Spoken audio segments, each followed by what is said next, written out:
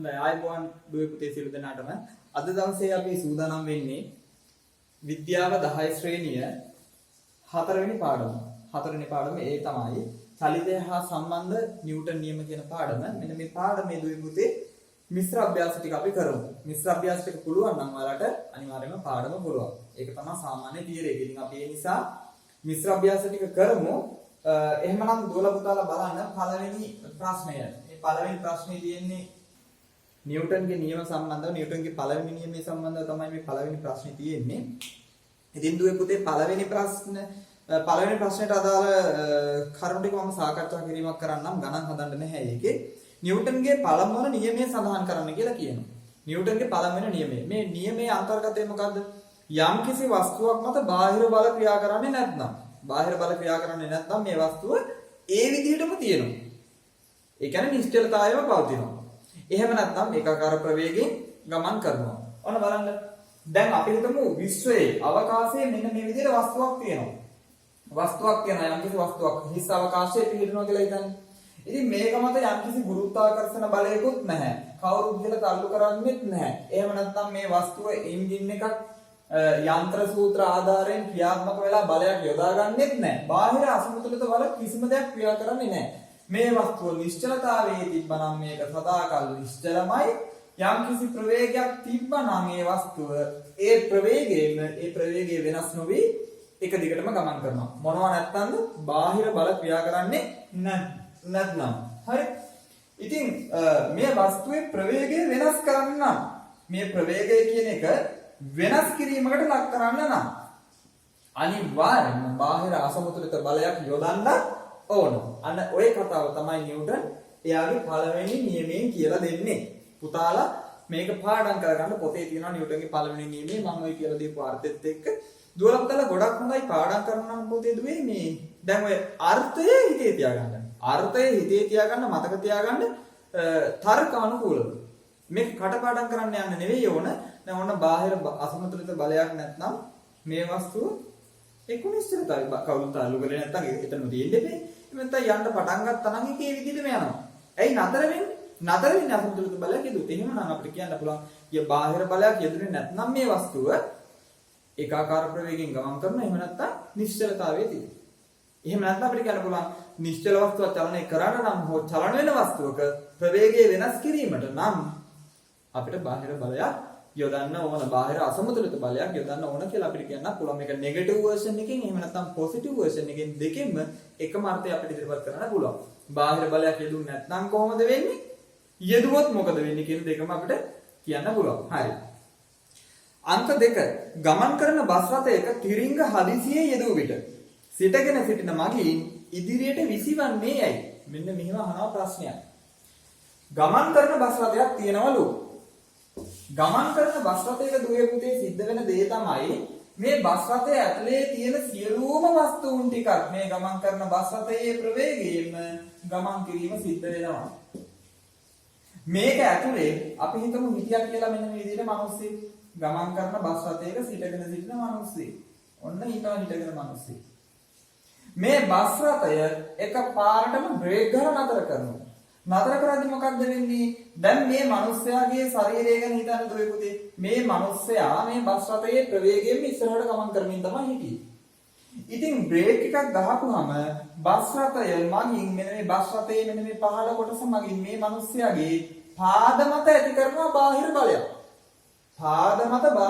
ඇති කරනවා. හැබැයි දුවේ පුතේ ශරීරයේ මෙන්න මේ ඉහළ කොටස මත බාහිර බලයක් ඇති කරන්නේ නැහැ. ඒ නිසා මෙන්න මෙයා කැමති මේ ශරීරයේ ඉතිරි කොටස කැමති අර ගියපු ප්‍රවේගයෙන්ම ගමන් කරන්න. ඒ නිසා ඉහළ කොටස යනවා පහළ කොටස නතර වෙනවා. ඒකේ තේරුම තමයි මේ මිනිස්සයා මෙහෙම ඉස්සරහට වැටෙනවා. මෙන්න මේක තමයි සිද්ධ වෙන්නේ. තුන්වෙනි කොටස යහනවා අපෙන් නිශ්චලතාවයේ පවතින බස් රථයක මගියෙක් වාඩි වී සිටියේ. ඔන්න දැන් වාඩි වෙලාලු ඉන්නේ. නිශ්චලතාවයේ තමයි බස් රථයේ තියෙන්නේ. දැන් මේ බස් රථය නිශ්චලයි කියලා හිතන්න. මෙන්න මේ විදිහේ ආසනයක් තියෙනවා. ඔන්න දැන් ආසනයේ මිනිස්සේ වාඩි වෙලා ඉන්නවා මෙන්න මෙහෙම. ආසනයේ මිනිස්සෙක් දැන් ඔය විදිහට වාඩි වෙලා ඉන්නවා. හරි. දැන් කියනවා ඔහු නොදැනුවත්වම බස් රථේ පණ ගන්නවා ඉදිරියට ගමන් කළහොත් මගියා පිටුපසට තල්ලු වේ. ඒ මණ්ඩල. ඉතින් මේ වෙන්නේ නිව්ටන්ගේ පළවෙනි නියමයම තමයි දුවේ පුතේ. මේක දැන් නිශ්චලව තිබිලා ඉදිරියට ගමන් කරනකොට මේ සිරුරේ පහළ කොටස් ටික මත බලයක් ඇති වෙනවා බස් රථයේ සීට් එක මගින්. අසුන මගින්. හැබැයි මෙන්න මේ ශරීරයේ ඉහළ කොටස මත බාහිර බලයක් යෙදෙන්නේ නැහැ. ඉතින් මොකද ඒක ස්පර්ශ වෙලා නැති නිසා. අන්න ඒ නිසා මෙන්න මේ හිස කඳ කොටස ඇත්තටම කියනවා නම් මේකෙදි වෙන්නේ පුතේ පිටිපස්සට එනවා නෙවෙයි එකම තැන තියෙනවා. ඇයි නිශ්චලතාවයේ තිබ්බේ? නිශ්චලතාවයේ තිබුණු එක එතරම් තියෙන්න මෙයා කැමති. මේ නිශ්චලතාවයේ තිබුණු නිසා එතරම් තියෙනවා. හැබැයි බස් රථය යනවනේ. බස් රථේ ගමන් කරන නිසා මෙයාට තේරෙනවා මොකක් වගේද? මෙයා පිටිපස්සට තල්ලු වුණා වගේ. බස් රථයට සාපේක්ෂව මෙයාගේ හිස සහ කඳ කොටස පස්සට චලිතයක් වෙනවා. ඉතින් මේ හිස ඇවිත් මේ සීට් එකේ වැදිලා තමයි බස් රථයේ ප්‍රවේගය ලබාගෙන ඉස්සරහට ගමන් කරන්නේ. ඉතින් අපි කියනවා මගියා එකපාරටම පස්සට තල්ලු වුණා කියලා. ඕක තමයි කතාව. හරි? 4. රථ වාහනවල ගමන් කරන විට ආසනපටි පැලඳීමෙන් සැලසෙන ප්‍රයෝජනය කුමක්ද? ආසන පටි පැලඳින්න කියලා අපිට කියනවා. ඉතින් දුවේ පුතේ ආසන පටි පැලඳින්න හේතුව තමයි මේ බස් රථයේ ප්‍රවේගයෙන්ම ගිහිල්ලා එක බස් රථය හදිසියෙ නවත්තගත්තොත් එහෙම නැත්නම් මේ බස් රථය හැප්පුණොත් කොහේ හරි බස් රථය විතර නෙවෙයි දුවේ පුතේ ගමන් කරන වාහන වලට මේක අනිවාර්යයෙන් තියෙන්න ඕන කාරණයක්. ගිහිල්ලා නතර වුණොත් හැප්පුණොත් හෝ තිරික යොදා හදිසියෙ නතර කරන්නොත් එහෙම මේ ශරීරය ඉදිරියට චලනය වෙන්න උත්සාහ කරනවා. ඒකට හේතුව තමයි සිරුර මත බාහිර බලයක් නොයොදනවා නම් ඒක ඒ තිබුණු ප්‍රවේගයෙන්ම ගමන් කරන්න ආසයි. ඒ චලිත ස්වභාවය පවත්වා ගන්න මෙන්න මේ ශරීරයේ නැමැති ස්කන්ධය ආසයි. ඒ නිසා ශරීරය ඉස්සරහට යනවා. ගිහිල්ලා ඉතින් බස් රථයේ තියෙන කොහේ හරි වැදිලා තමයි නතර වෙන්න උත්සාහ කරන්නේ. ඉතින් ඒ නිසා ආසන පටි පළමින්න ඕන. හරි. අංක 2. දෙවෙනි ප්‍රශ්නේ. නිව්ටන්ගේ දෙවන නියමය ලියන්න. ඔන්න නිව්ටන්ගේ දෙවන නියමය ලියන්න කියලා කියනවා. නිව්ටන්ගේ දෙවන නියමයේ දුවලා පුතාලා කටපාඩම් කරගන්න ඇත්තටම මතකේ තියෙන්න ඕන. කටපාඩමක් හැටියට නෙවෙයි මතක තියෙන්න ඕන කොහොමද? අවබෝධයෙන් මතක තියෙන්න ඕන. හරි. නිව්ටන්ගේ දෙවන නියමය කියන්නේ මොකද්ද? නිව්ටන්ගේ දෙවන නියමයෙන් කියනවා දුවේ පුතේ මෙහෙම හිතන්න. මෙන්න තියෙනවා වස්තුවක්. ඔන්න වස්තුවක් තියෙනවා. මේ වස්තුවේ ස්කන්ධය එයි කියලා හිතන්න. මෙහෙම වස්තුවක් තියෙනවා. ඉතින් මේ වස්තුව මත බාහිර බලයක් යොදවුවාම මේ වස්තුවේ ප්‍රවේගය මොකද වෙන්නේ? එන්න වැඩි වෙවි යනවා. නිශ්චලතාවයේ තියෙන ආරම්භයේදීම බලයක් යොදන්න පටන් ගත්ත වෙලාවෙ ඉඳලා වේගය වැඩි වෙවි ගමන් කරනවා ඉස්සරහට. අපි ඒකට කියනවා ත්වරණය කියලා. එන්න ප්‍රවේගය වැඩි වෙනකොට අපි ඒකට මොකක්ද විපුතේ කියන්නේ? ඒකට අපි කියනවා ත්වරණය කියලා. ප්‍රවේගය වැඩි වීමේ ශීඝ්‍රතාවය නේද?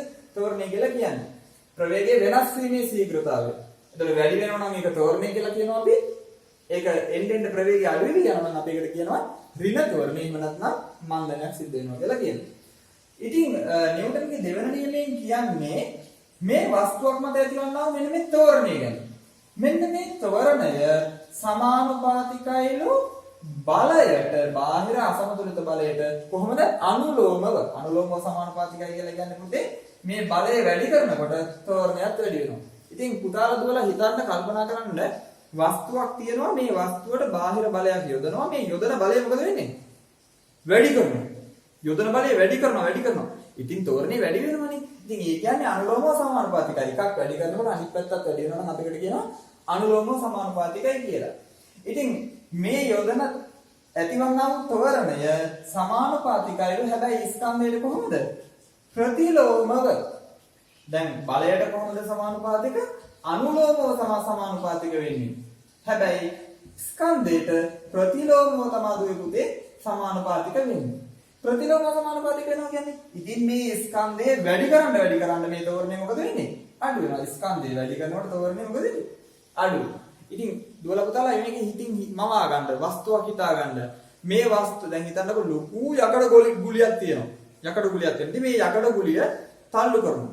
තල්ලු කරනකොට එකම බලයකින් තල්ලු කරනවා කියලා හිතන්න. මේ යකඩ ගුලියේ ස්කන්ධය ගොඩක් අඩුයි නම් ඉක්මනට අදාළ ප්‍රවේගය ගන්නවා. හැබැයි ගොඩාක් වැඩි නම් ස්කන්ධය මොකද වෙන්නේ? යම්කිසි ප්‍රවේගයකට පැමිණෙන්න හරිය අමාරුයි. ඉතා හිමින් තමයි යම්කිසි ප්‍රවේගයක් ලබා ගන්න. ඉතින් ওই කාරණේ තමයි නිව්ටන්ගේ දෙවන නියමයෙන් කියන්නේ. හොඳයි දුවේ පුතේ ඊළඟට අපෙන් අහනවා වස්තුවක ස්කන්ධය කිලෝග්‍රෑම් 12ක් වේ. ඒ චලනය වෙන දිශාවට ඒ මත නිව්ටන් 6ක බලයක් දෙනම් හට ගන්නා ත්වරණය කොපමණද කියලා අහනවා. ඔන්න ගානක් තියෙනවා. දෙවෙනි ප්‍රශ්නේ දෙවෙන කොටස. අපි ඒ ගාන හදමු. මෙයා මොකද්ද කියන්නේ? වස්තුවක් තියනවලු ස්කන්ධය කිලෝග්‍රෑම් 12යි. ඔන්න කිලෝග්‍රෑම් 12ක ස්කන්ධයක් තියෙනවා. කිලෝග්‍රෑම් 12ක ස්කන්ධය තියෙනවා. මේ කිලෝග්‍රෑම් 12ක ස්කන්ධය මත චලනය වෙන දිශාවට ඒ මත නිව්ටන් 6ක බලයක්. ඔන්න බලය කොච්චරද? 6යි නිව්ටන්. නිව්ටන් 6ක බලයක් යොදනවා. F සමානයි 6යි නිව්ටන්. මේ M සමානයි. M සමානයි 12යි කිලෝග්‍රෑම්. බලයක් යෙදේ නම් හට ගන්නා ත්වරණය කොපමණද? ඔන්න ත්වරණය අපි දන්නේ නැහැ. අපි දාගමු A කියලා ත්වරණය. එහෙමනම් අපි දන්නවා F සමානයි ma නිව්ටන්ගේ දෙවෙනි නියමයෙන් හටගත්තු සමීකරණය. බාහිර අසමතුලිත බලය සමානයි ඒ වස්තුවේ ස්කන්ධය වරක් ත්වරණයට. එහෙමනම් අපි බලමු නිව්ටන් 6යි සමානයි ස්කන්ධය කිලෝග්‍රෑම් 12යි වරක් ත්වරණය. අපි දන්නේ නැහැ. ත්වරණය අපි A කියලා දාගන්නවා. එහෙමනම් අපි මේ A කියන පදය උක්ත කරනවා මෙතන. A කියන පදය උක්ත කරපුවම නිව්ටන් 6යි මෙතන 12යි කිලෝග්‍රෑම් කියලා එනවා සමානයි A. එහෙමනම් මේ A සමානයි 6 බෙදීම 12යි නිව්ටන් කිලෝග්‍රෑමයට කිලෝග්‍රෑම් වල ඍණ 1 වෙනි බලය කියලා අපි එනවා. කිලෝග්‍රෑමයට නිව්ටන් කියන එක පුතාලා මතක තියාගන්න ඕන භෞතික විද්‍යාවේ තප්පර වර්ගයට මීටර කියන එකට සමානයි. ඉතින් ඒ නිසා අපි මෙතන ලියනවා පුතේ 6 12 බෙදුනහම 0.5යි තප්පර වර්ගයට මීටර. තප්පර වර්ගයට මීටර කීයද? 0.5යි. මෙන්න මේක තමයි මේ වස්තුව මත ඇතිවන්නා වූ ත්වරණය. දුවල පුතාලා හොඳට මතක තියාගන්න. මෙන්න මේ සමීකරණය මෙතන ලියවිලා තියෙන්න ඕනේ. මේ සමීකරණයට අදාළ පද ටික ආදේශ කරලා තියෙන්න ඕන. මෙන්න මේ පියවර නිවැරදිව ඔබ විසඳලා තියන්න ඕන. එහෙම වුණොත් තමයි මේ වගේ ගැටලුවකට සම්පූර්ණ ලකුණු ඔබට ගන්න පුළුවන් ඉන්නේ විභාගයේදී. තුන්වෙනි ගාන. නිව්ටන්ගේ දෙවන නියමය භාවිත කර පහත දැක්වෙන වගුවේ හිස්තැන් පුරවන්න කියලා කියනවා. ඔන්න වගුවක් තියෙනවා. ඒකේ හිස්තැන් පුරවන්න කියලායි කියන්නේ. මේ වගුව මම බෝඩ් එකේ සඳහන් කරන්නම් ඔබට පහසුවට.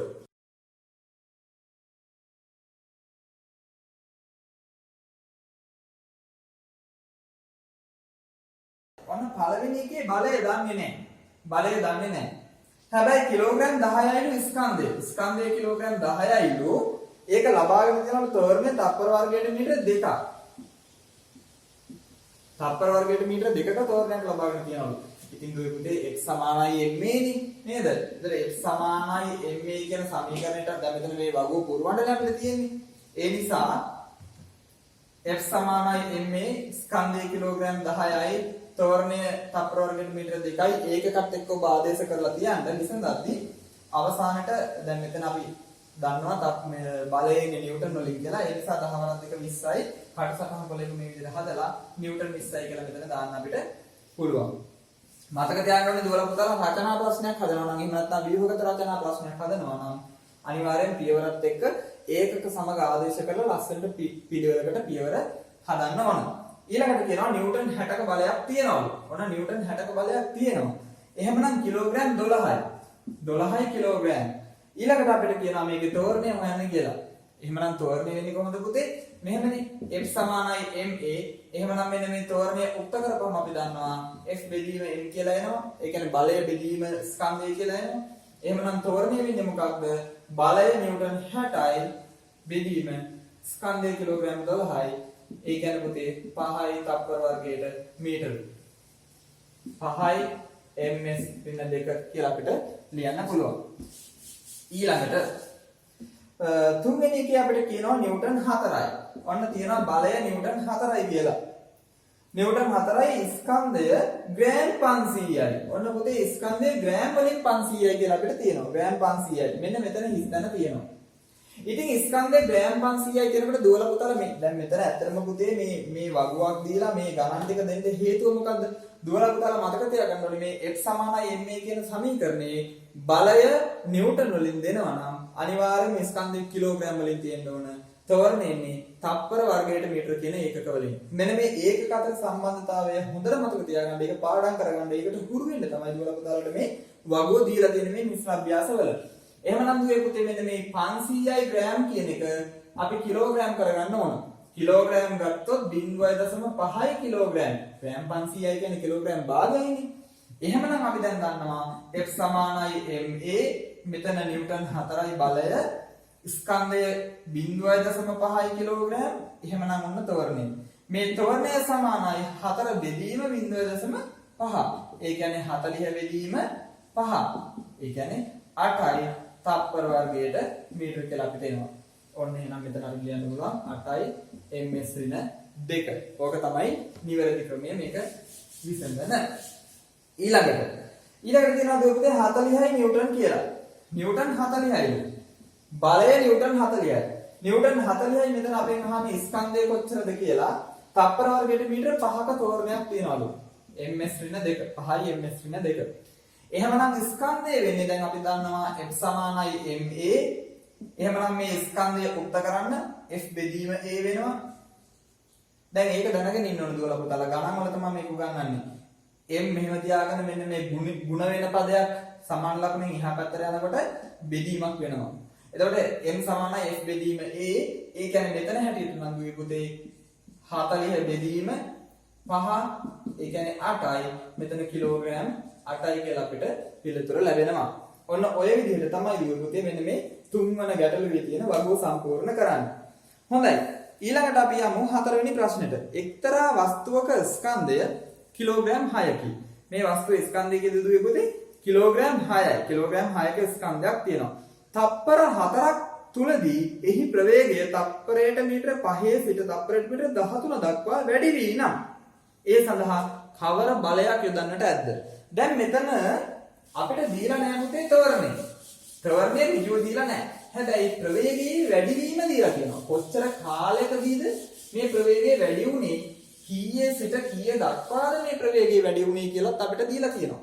ඉතින් ඒකෙන් අපිට පුංචි අදහසක් ගන්න පුළුවන් දුවේ පුතේ තවරණය හොයාගන්න. ඒ කියන්නේ අපි දන්නවා තවරණය කියලා කියන්නේ මොකද්ද? තවරණය කියලා කියන්නේ ප්‍රවේග වෙනස. තවරණය කියලා කියන්නේ ප්‍රවේග වෙනස බෙදීම ඒ සඳහා ගත වෙච්ච කාලය. ප්‍රවේග වෙනස කියන්නේ මොකද්ද? ප්‍රවේග වෙනස කියලා කියන්නේ අවසාන ප්‍රවේගයෙන් ආරම්භක ප්‍රවේගය අඩු කරන්න ඕන. එතකොට තමයි ප්‍රවේග වෙනස එන්නේ. අවසාන ප්‍රවේගයෙන් ආරම්භක ප්‍රවේගය අඩු කරලා කාලයෙන් බෙදිච්චාම අපිට එනවා තවරණය කීයද කියලා. මේ විදිහට තමයි අපි තවරණය හොයන්නේ. එහෙමනම් අපි මෙතන බලමු වස්තුවක මෙතන කියන්නේ එක්තරා වස්තුවක ස්කන්ධය කිලෝග්‍රෑම් 6කි. ඔන්න බලන්න. කිලෝග්‍රෑම් 6ක ස්කන්ධයක් තිබිලා තියෙනවා. කිලෝග්‍රෑම් 6ක ස්කන්ධයක්. එතකොට තප්පර 4ක් තුලදී එහි ප්‍රවේගය තප්පරයට මීටර 5 සිට. ඔන්න මෙතනදී ප්‍රවේගය කීයද? 5යි. ms ඍණ 1. ඔන්න දැන් ප්‍රවේගය මෙතන ප්‍රවේගය තප්පරයට මීටර 5 ආරම්භක ප්‍රවේගය නිසා අපි u දාමු. තප්පරයට මීටර 5ක ප්‍රවේගයේ සිට මේ 6 කිලෝග්‍රෑම් ස්කන්ධය තප්පරයට මීටර 13ක දක්වා 13යි ms ඍණ 1ක ප්‍රවේගයක් දක්වා වැඩි වෙලා තියෙනවා. ඔන්න v සමානයි 13යි ms ඍණ 1. එහෙමනම් අපිට මේක තෝරණය කරන්න පුළුවන් මේ ඉහත සමීකරණයට අනුව ඒ තමයි දුවේ පුතේ අවසාන ප්‍රවේගය කීයද? 13යි. ms ඍණ 1 තප්පරයට මීටර 13යි. මෙතන ආරම්භක ප්‍රවේගය 5යි තප්පරයට මීටර. කාලය ගත වෙච්ච කාලය අපිට දීලා තියෙනවා තප්පර 4ක් තුල මේ සියලු සිද්ධිය වෙන්න තප්පර 4යි ගත වෙලා තියෙන්නේ. 4යි s කියලා මම මේ දැන්නේ.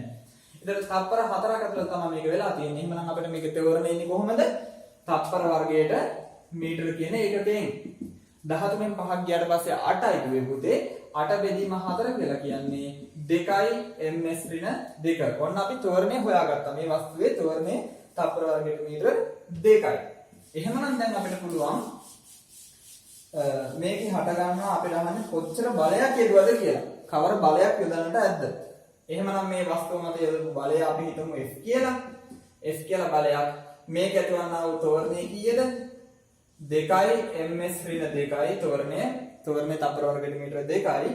එහෙනම් මේක ඇතිවන්නා වූ කොච්චර බලයක් යොදන්නට ඇද්ද කියලා යහන්නේ 6 කිලෝග්‍රෑම් m සමානයි 6 කිලෝග්‍රෑම්. එහෙනම් අපි දන්නවා F සමානයි ma කියලා. F සමානයි ma මේ බලය සමානයි ස්කන්ධය කිලෝග්‍රෑම් 6යි. ඒකකත් සමග මේක පදේ මේ සමීකරණයට ආදේශ කරන්න.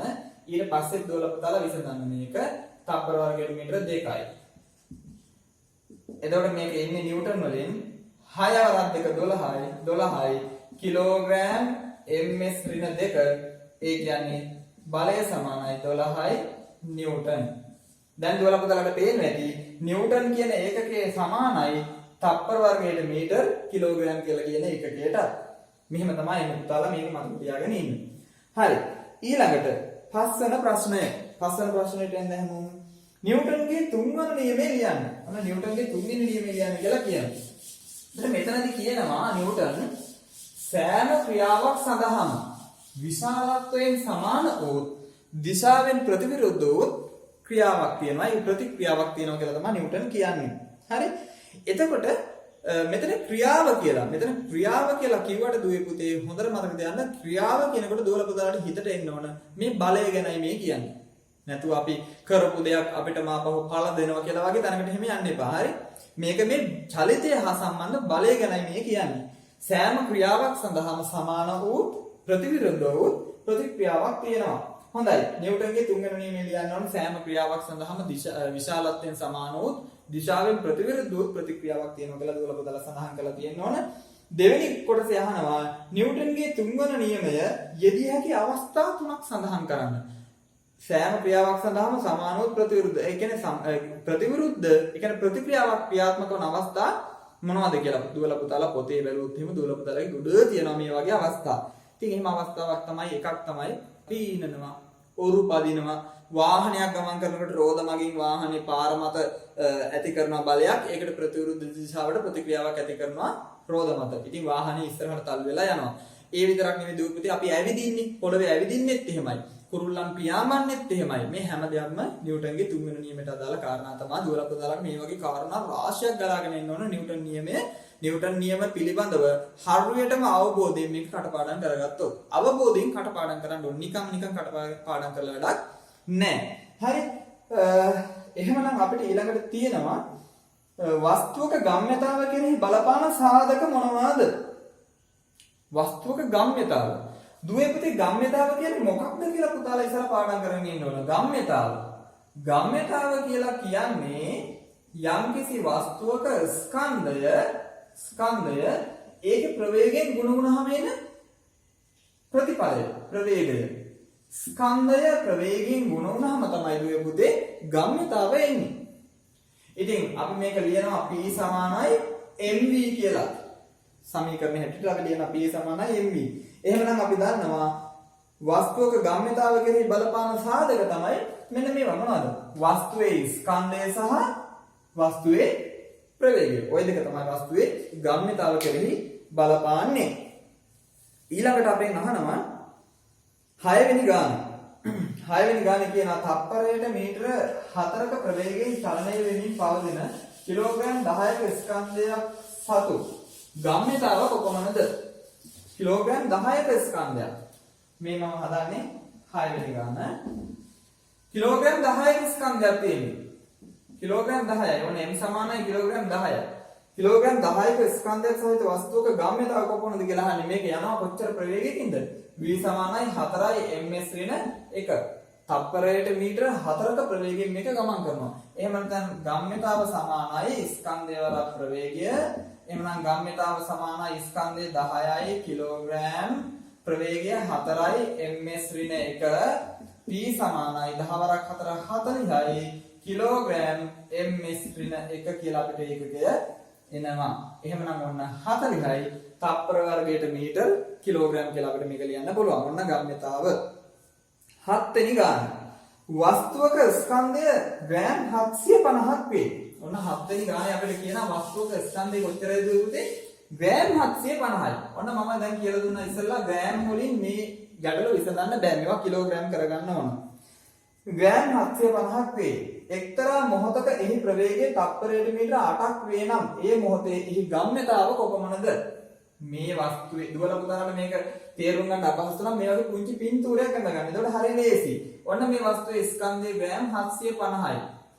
ස්කන්ධය ග්‍රෑම් 750යි.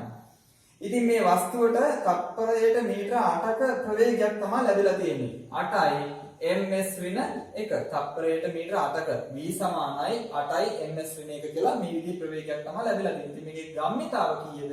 p P සමානයි mv ගම්මිතාව සමානයි එහෙනම් දුවේ පුතේ 750යි මේ ග්‍රෑම්නේ කිලෝග්‍රෑම් කරගන්න නම් මේක 1000න් බෙදන්න ඕන දැන් තමයි කිලෝග්‍රෑම් කියලා එන්නේ කිලෝග්‍රෑම් මෙතන එනවා 8යි ms ඍණ 1යි ඉතින් එතකොට මෙතන 0.75යි p සමානයි 0.75යි වැඩි කිරීම 8 කිලෝග්‍රෑම් ms ඍණ 1 කියලා අපිට එනවා p සමානයි 8 වරක් 5 40න් බිඳුව දැම්මා 4ක් ඉතුරුයි 8 වරක් 7 56යි 56යි 4යි 60යි 60යි මෙතන මෙහෙම එනවා 0.2ක් මෙහෙම තියෙන නිසා කිලෝග්‍රෑම් තප්පරයට මීටර එහෙමනම් ගාම්‍යතාව සමානයි 6යි කිලෝග්‍රෑම් ms ඍණ 1 කියලා තිබ්බහම ඔන්න පිළිතුර නිවැරදි ඊළඟට 7 වෙනි ගාන නැහැ අපි 7 වෙනි එක තමයි කරේ දැන් 8 වෙනි එක එක්තරා මොහොතක වස්තුවක ගම්‍යතාව තප්පරයට මීටර කිලෝග්‍රෑම් 6ක් වේ ඒ මොහොතේ එහි ප්‍රවේගය තප්පරයට මීටර 3 නම් එහි ස්කන්ධය කොපමණද ඔන්න මේ ගම්‍යතාව හොයන සමීකරණයේ පද දෙකක් දීලා අනිත් පදේ මේක තමයි අහන්නේ ඒ විදිහට අපිට දෙන්න පුළුවන් එක්ක ගම්‍යතාව දීලා ස්කන්ධය දීලා ඒකේ ප්‍රවේගය අහන්න පුළුවන් එහෙම නැත්නම් ගම්‍යතාවයි ප්‍රවේගය දීලා ස්කන්ධය අහන්න පුළුවන් එහෙම නැත්නම් ස්කන්ධය ප්‍රවේගය දීලා ගම්‍යතාව අහන්න පුළුවන් ඔය තුنين එකක් තමයි අහන්නේ මේ 8 වෙනි ගැටලුවේ අහන්නේ මොකද්ද දුවේ පුතේ අපෙන් අහනවා ගම්‍යතාව තප්පරයට මීටර කිලෝග්‍රෑම් 6යි ඔන්න කිලෝග්‍රෑම් තප්පරයට මීටර ඒකකය ගම්‍යතාව p සමානයි mv එහෙනම් ගම්‍යතාව අපිට දීලා දෙනවා 6යි කිලෝග්‍රෑම් තප්පරයට මීටර සමානයි මේකේ ස්කන්ධය තමයි අපෙන් අහන්නේ ස්කන්ධය අපි දන්නේ නැහැ m කියලා දාගමු එහි ප්‍රවේගය 3යි ms ඍණ 1 3යි ms ඍණ 1 කියලා අපිට දීලා තියෙනවා ඉතින් එතකොට අපිට පේනවා දුවේ පුතේ මෙන්න මෙහෙම කාරණයක් ස්කන්ධය සමානයි මෙතන 6යි කිලෝග්‍රෑම් ms ඍණ 1 බෙදීම 3යි ms ඍණ 1 කියලා. මොකද මේ m උක්ත කරනකොට මේ 3යි ms ඍණ 1 කියන එක මේ පැත්තට කියනවා බෙදීමක් විදිහට අපිට ලියන්න සිද්ධ වෙනවා. හරි? එතකොට ස්කන්ධය සමානයි මේ 3යි 6ට 2යි මෙතන ms ඍණ 1 කියන එක ms ඍණ 1කට සුළු වෙලා යනවා. 2යි කිලෝග්‍රෑම් කියලා අපිට ඔන්න ඉතුරු වෙනවා. අන්න බලන්න දුවේ පුතේ ඒකකයක් සමග ඉලක්කම මේ සමීකරණයට ආදේශ කිරීමේ වටිනාකම. අපිට ඒකකේ මොකක්ද කියලා අවසානයේ පිළිතුරු ඒකකේ පවා සුළු වෙලා නිවැරදි ඒකකේ බවට පත් වෙලා අපිට එනවා. හොඳයි. එහෙමනම් ස්කන්ධයේ මේ වස්තුවේ කිලෝග්‍රෑම් 2යි කියලා වුණා අපිට ආවා. ඊළඟට 9 වෙනි ගාන. එක්තරා මිනිසෙකුගේ ස්කන්ධය කිලෝග්‍රෑම් 60කි. ඔන්න මිනිස්සෙක් ඉන්නවලු මේ මිනිස්යාගේ ස්කන්ධය කිලෝග්‍රෑම් 60යි. ඔහුගේ බර කොපමණද කියලා අහනවා. ඉතින් දුවේ පුතේ ඔයාලා මේ පාඩම පුරාවටම දැනගන්න ඕන කාරණයක් තියෙනවා. ඒ තමයි මේ බර කියන්නේ ස්කන්ධයක් නෙවෙයි. ස්කන්ධයයි බරයි කියන්නේ හාත්පසින්ම වෙනත් රාශි දෙකක්. වෙනත් භෞතික රාශි දෙකක්. ස්කන්ධය ඒක පදාර්ථ ප්‍රමාණයත් එක්ක සිද්ධ වෙන දෙයක් තමයි ස්කන්ධය. මේක මනින්නේ කිලෝග්‍රෑම් වලින්. හැබැයි බර කියන්නේ බලයක්. මෙන්න මේ බර මනින්නේ නිව්ටන් වලින්. පුතාලා දුවලා හොඳට මතක තියාගෙන ඉන්න ඕනේ. බර නම් නිව්ටන්, ස්කන්ධය නම් කිලෝග්‍රෑම්. මෙන්න මේක මතක තියාගෙන ඉන්න. හොඳයි. එක්තරා මිනිසෙකුගේ ස්කන්ධය. ඔන්න දැන් මම මිනිසෙක් අඳින්න. ඔන්න එක්තරා මිනිසෙක් ඉන්නවා. මේ මිනිස්යාගේ ස්කන්ධය කිලෝග්‍රෑම් 60යි. කිලෝග්‍රෑම් 60ක ස්කන්ධයක් මෙයාට තියෙනවා. ඉතින් දුවේ පුතේ අපි දන්නවා පෘථුවිය මත ගුරුත්වජ තෝරණය. ගුරුත්වජ තෝරණය අපි සංකේතාත්මකව g කියලා දානවා 10යි ms ඍණ 2 කියලා අපි දානවා. තප්පර වර්ගයට මීටර 10යි කියලා. ඇත්තටම 9.8යි. නමුත් අපි ගණන් සුළු කිරීමේදී මේ සුළු කිරීමේ පහසුවට අපි මේක දාන්නේ කීයද කියලාද 9.8යි තප්පර වර්ගයට මීටර කියලා. ඉතින් මෙන්න මෙහෙම ගුරුත්වජ තෝරණයක් පහළට තියෙනවා. පෘථුවිය දෙසට පොළව දෙසට ගුරුත්වජ තෝරණයක් තියෙනවා. ඉතින් පොළව මත හෝ පොළවට ඉහළින් ගුරුත්වාකර්ෂණ සීමාවේ තියෙන ඕනම වස්තුවකට මෙන්න මේ ගුරුත්වාකර්ෂණ තෝරණය ගුරුත්වජ තෝරණය බලපානවා. ඉතින් මේ මිනිස්යාගේ ස්කන්ධය කිලෝග්‍රෑම් 60යි. එහෙමනම් අපිට දාන්න පුළුවන් දුවේ පුතේ F සමානයි ma කියලා පහළට. එතකොට අපිට එනවා මේ බලය සමානයි ස්කන්ධය කිලෝග්‍රෑම් 60යි ගුණ කිරීම 10යි 10යි ms ඍණ 2. මෙහෙම අපිට දාන්න පුළුවන්. එතකොට බලය සමානයි 60 වරක් 10 කියන්නේ 600යි කිලෝග්‍රෑම් ms ඍණ 2 තප්පර වර්ගයට මීටර කිලෝග්‍රෑම් කියලා කියන්නේ පුතේ නිව්ටන් වලට කියන තවත් ඒකකයක්. 600යි නිව්ටන් කියලා අපිට මෙතනදී යොදන්න පුළුවන්. හොඳට මතක තියාගන්න. ඔන්න එතන මේ පුද්ගලයාගේ බර කොච්චරද?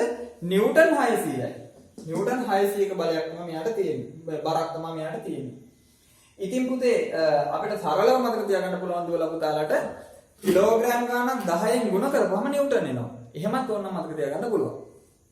ඊළඟට අංක 2 කොටසේ මේ කියහම අංක 2 කොටසේදී චන්ද්‍රයා මතදී ගුරුත්වජ තෝරණය පෘථිවියේ ගුරුත්වජ තෝරණයෙන් 6න් එකක් නම් චන්ද්‍රයා මතදී ඔහුගේ බර කොපමණද? ඔන්න චන්ද්‍රයා මතදී මෙයාගේ බර කොච්චරද කියලා අහනවා.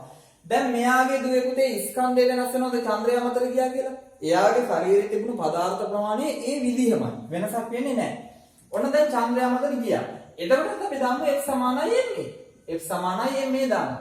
දැන් මෙයාගේ බරනේ අහන්නේ චන්ද්‍රයා මත. ඔන්න බර සමානයි ස්කන්ධයේ කිලෝග්‍රෑම් 60යි. ඒක වෙනස් වෙලා නැහැ. හැබැයි තෝරණය වෙනස් වෙන්නේ. පෘථිවියේ ගුරුත්වජ තෝරණය තප්පර වර්ගයට මීටර 10යි.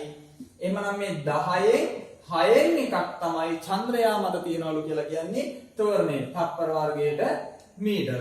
එහෙමනම් දුවේ පුතේ F සමානයි මෙන්න මෙයාගේ බලය කොච්චරද? ඒ කියන්නේ බර කොච්චරද කියලා එනවා 60 වරක් 10 වරක් 1 බෙදීම 6 කිලෝග්‍රෑම් ms ඍණ 2 කියලා මෙන්න මේ විදිහට එනවා.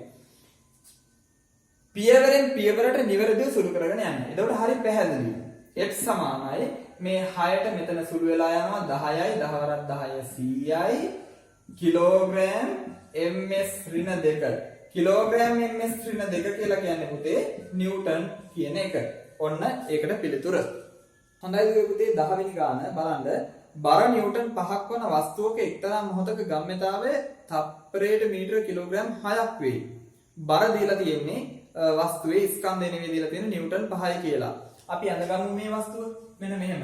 ඔන්න බර මේ වස්තුවේ බර නිව්ටන් 5යි.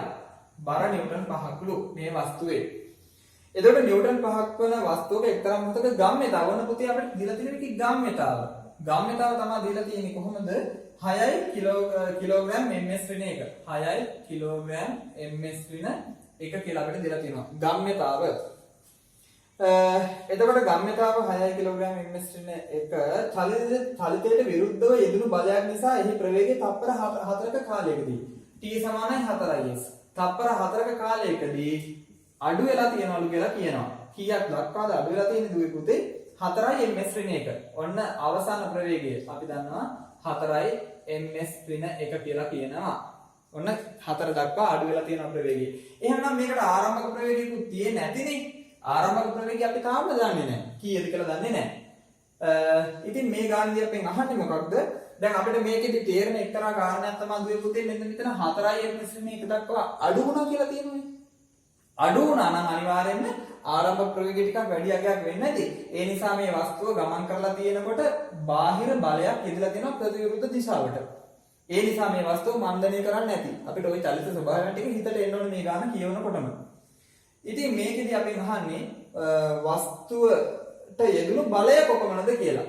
ඉතින් මේකට යෙදිච්ච බලය අපි දන්නේ නැහැ කීයද කියලා. ඔන්න දැන් බලය හොයන්න යන්නේ. අපි දන්නේ නැහැ. බලය කීයද කියලා දන්නේ නැහැ. බලය තමයි හොයන්නේ. අපි දැන් බලමු මේ බලය හොයන්න නම් F සමානයි ma. බලය හොයන්න නම් වස්තුවේ ස්කන්ධය දැනගන්න ඕන, තෝරණය දැනගන්න ඕන. මේ වස්තුවේ අපි ස්කන්ධය දන්නවා. ස්කන්ධය කොහොමද හොයන්නේ? ඔන්න දැන් 5යි නිව්ටන් කියලා දීලා තියෙනවා බර. වස්තුවේ බර 5යි නිව්ටන් නම් ස්කන්ධය කීයද? ඔන්න දැන් අපි කොහේ හරි තැනක සටහන් කරගන්න ඕන. වස්තුවේ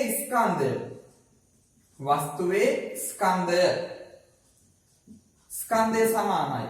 ඒ කියන්නේ දැන් මෙහෙමනේ යම්කිසි බලයක් යෙදෙන්නේ ස්කන්ධය 10න් ගුණ වුණාම. ඒ කියන්නේ බර සමානයි ස්කන්ධය ගුණ කිරීම 10. මෙන්න මෙහෙම මතක තියාගන්න. මොකද මේ 10 කියලා කියන්නේ පුතේ ගුරුත්වජ තෝරණය. මෙතන 9.8යි කියලා අපි ගත්තා නම් මෙතන ඉන්නේ 10 නෙවෙයි 9.8. එතන ස්කන්ධය 10න් ගුණ වුණාම තමයි බර ලැබෙන්නේ. එහෙනම් මෙතන බර දීලා තියෙන්නේ 5යි කියලානේ. එහෙමනම් අපි දන්නේ නැත්තේ ස්කන්ධයනේ. මෙතන 10. එහෙමනම් ස්කන්ධය හැටියට අපිට එනවා කීයද කියලා 0.5යි කිලෝග්‍රෑම් කියලා ඔන්න ස්කන්ධය එනවා. එහෙමනම් මේ වස්තුවේ ස්කන්ධය 5යි 0.5යි කිලෝග්‍රෑම්. ඔන්න වස්තුවේ ස්කන්ධය 0.5 කිලෝග්‍රෑම් කියලා අපි හොයාගත්තා. ඉතින් ඔන්න එතකොට දැන් එකක් හරි අපේ එකක් විසඳිලා. ඒ තමයි x සමානයි m වල ඔන්න අපි m හොයාගත්තා. දැන් අපිට තියෙන්නේ a හොයන්න. දැන් මේකේ තෝරණය අපි දන්නේ නැහැ නේද? තෝරණය දන්නේ නැහැ. දැන් තෝරණය හොයන්න අපිට තියෙන කාර්යය තමයි දැන් අපි දන්නවා තෝරණය සමානයි v ඍණ u බෙදීම t. ඒ කියන්නේ අවසාන ප්‍රවේගයෙන් ආරම්භක ප්‍රවේගය අඩු කරලා ඒක කාලයෙන් බෙදන්න ඕනේ. එතකොට තමයි අපිට තෝරණය කීයද කියලා ලැබෙන්නේ. ඉතින් මේකේ ආරම්භක ප්‍රවේගය අපි දන්නේ නැහැ. හැබැයි ආරම්භක ප්‍රවේගය හොයන්න නැවත තියෙන සමීකරණය තමයි p සමානයි mv. මොකද්ද? ගම්‍යතාව සමානයි ස්කන්ධය වරක් ප්‍රවේගය. එහෙමනම් මේකේ ගම්‍යතාව අපිට දීලා තියෙනවා 6යි කිලෝග්‍රෑම් ms ඍණ 1 කියලා. ඔන්න ස්කන්ධය අපි දන්නේ නැහැ. දන්නවා ස්කන්ධය 0.5 කිලෝග්‍රෑම් කියලා. අපි දන්නේ නැත්තේ මොකද්ද? ආරම්භක ප්‍රවේගය කීයද කියලා. එහෙනම් ආරම්භක ප්‍රවේගය මෙතන u. u සමානයි කීයද වෙන්න ඕනද පුතේ? u සමානයි 6යි කිලෝග්‍රෑම් ms ඍණ 1 බෙදීම 0.5 කිලෝග්‍රෑම් කියලා අපිට ලියන්න පුළුවන්. එතන මේ කිලෝග්‍රෑම්ට කිලෝග්‍රෑම් සුළු වෙලා යනවා.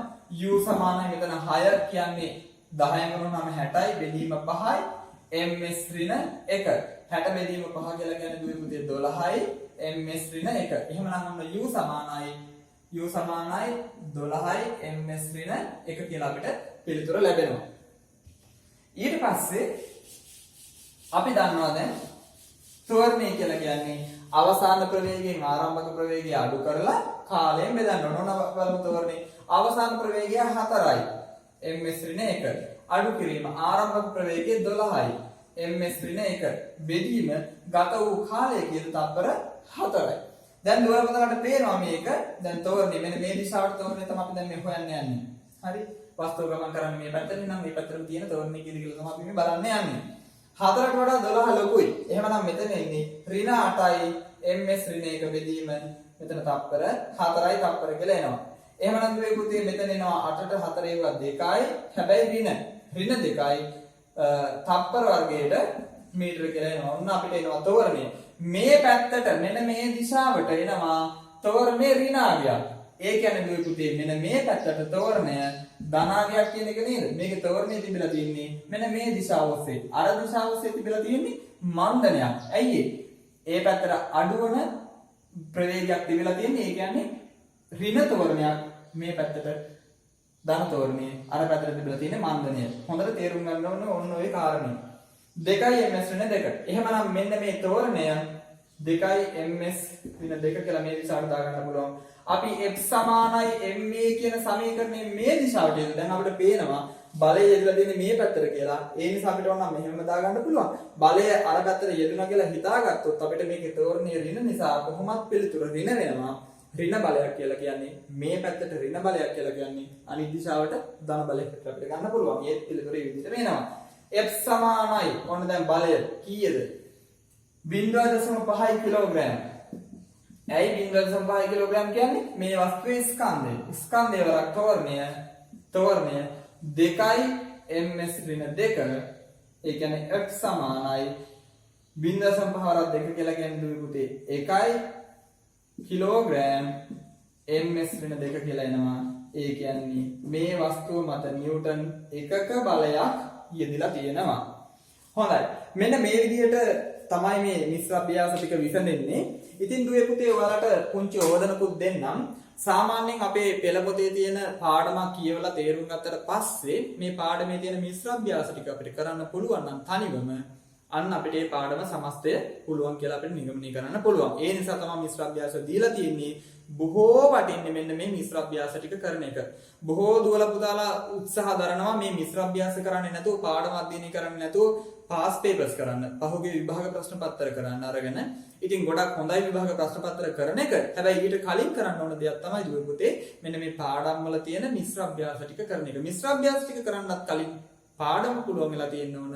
ඉතින් පාඩම A to Z කියවලා සම්පූර්ණයෙන් කියවලා තේරුම් අරගෙන තේරෙන්නේ නැති කාරණා තියෙනවා නම් දන්න කෙනකින් අහගෙන දුවලා පුතාලා කරන්න ඕන දේ තමයි මේ මිශ්‍ර අභ්‍යාස ටික කරන එක. මිශ්‍ර අභ්‍යාස පුළුවන් නම් දුවේ පුතේ ඔයාලා අරන් බලන්න පාස් පේපර්ස් වල තියෙන මේ මිශ්‍ර අභ්‍යාස වල තියෙන ගණන්ම තමයි. අගයන් වෙනස් වෙලා තියෙයි.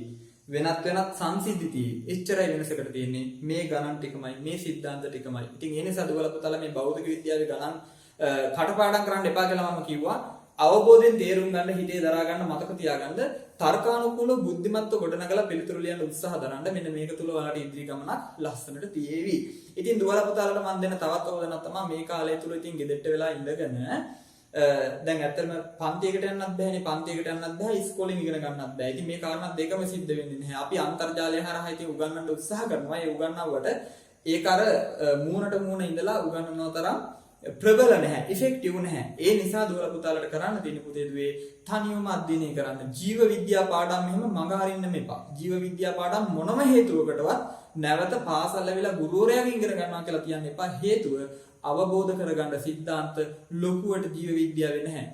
එහෙම තියෙනවා නම් තියෙනවා ප්‍රවේණි විද්‍යාව වගේ සමහර කොටස් තියෙනවා. ඉතින් එහෙම තියෙන කොටස් ටික විතරක් එහෙම තියලා තියන්න.